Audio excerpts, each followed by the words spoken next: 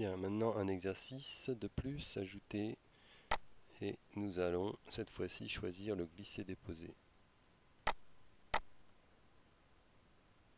Voilà, glisser-déposer. Donc ça c'est l'exercice classique, c'est un des préférés parce que là l'élève est obligé de déplacer les étiquettes. Donc ça va être associé.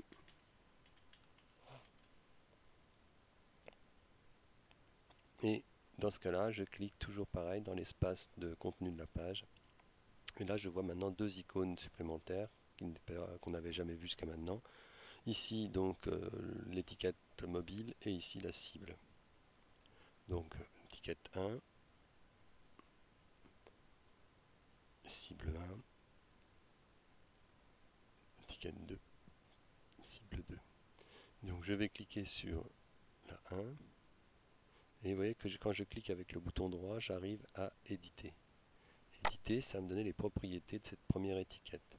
Cette première étiquette, on va la faire rouge et on va bien s'assurer que D1 est associé à C1 et que c'est la bonne réponse. Bien. Maintenant, je vais faire pour C1 la même chose pour que ce soit repérable, parce que le restant c'est transparent. Si je veux mettre de la couleur, je peux le faire à l'intérieur, mais je vais prendre des styles qui existent déjà. Donc je vais mettre là. Donc en appuyant sur la touche majuscule, je contrôle mieux le clic. Non, pas vraiment beaucoup mieux. Voilà, éditer. Ça c'est un peu difficile, c'est un peu ennuyeux ça, ce système-là. D1, C1, c'est bien ce que j'ai choisi et je vais prendre ce style-là. Ok. Donc vous allez voir maintenant un liseré bleu autour. Ici, pareil. Donc je clique éditer.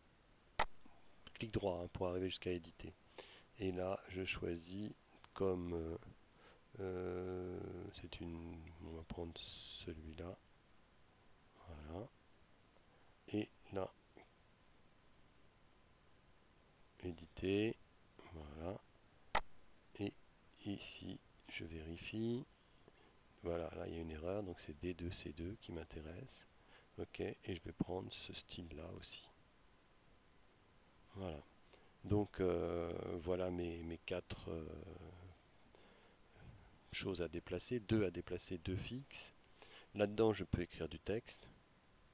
Vous voyez. Je peux coller une image, un tableau, tout ce que je veux.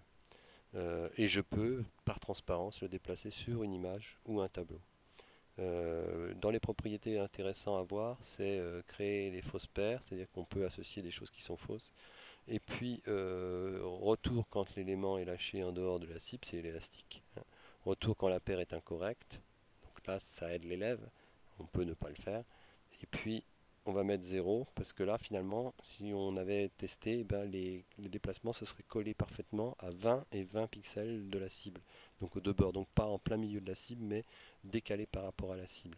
Donc là, on est sûr que c'est exactement au coin gauche de la cible. Au coin gauche et haut de la cible. Bien. Voilà donc mon travail. Je peux rajouter des commentaires, bien entendu, comme on l'a vu, mais là on va gagner du temps. Donc voilà, je lance la page en activité et voilà ce que ça donne. Donc ici, je déplace, tac, ça, je déplace. Vous voyez que celui-là est fixe, celui-là est mobile. Bien, je vais remonter un peu pour qu'on voit le résultat, voilà, et je fais valider. Et effectivement, c'est la bonne réponse. Je réinitialise et je fais ça. Et vous voyez qu'il accepte. Et je fais ça. Et je valide. Et c'est la mauvaise réponse. J'ai coché entre temps, je vous montrerai après, afficher les solutions. Et là, je trouve la bonne réponse. Et j'initialise. Et donc, toc, toc, valider, afficher la bonne réponse. Voilà. C'est très simple là encore.